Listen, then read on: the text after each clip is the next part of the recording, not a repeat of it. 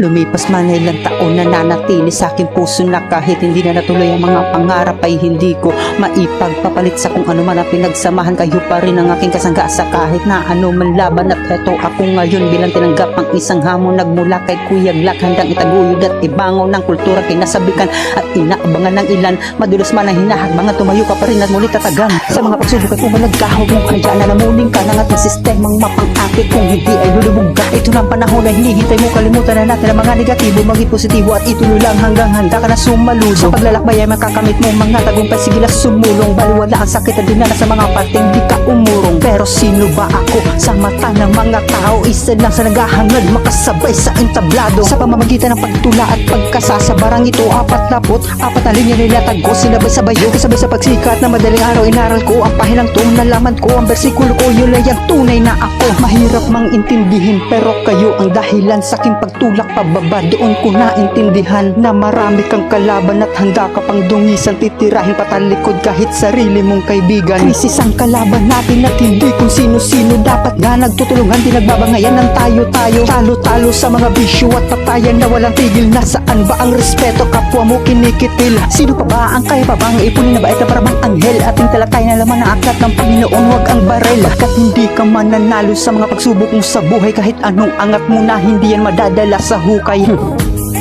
Hindi sagot ang material na bagay kung hindi ka makikibagay sa mundong ginagalawan mo. Hindi lang ikaw ang nahihirapan, maging sila, maging ako, maging ang ating kababayan. Ang swerte mo kung meron kang mga bagay na nabibili. Ang swerte mo kung meron kang nakakain hanggang gabi. Ang swerte mo kung meron kang magulang na masasandalan katulad kung wala.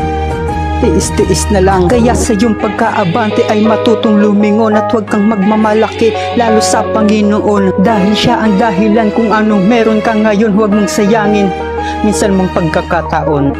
Yeah, 44 bars, Good Sound Remix.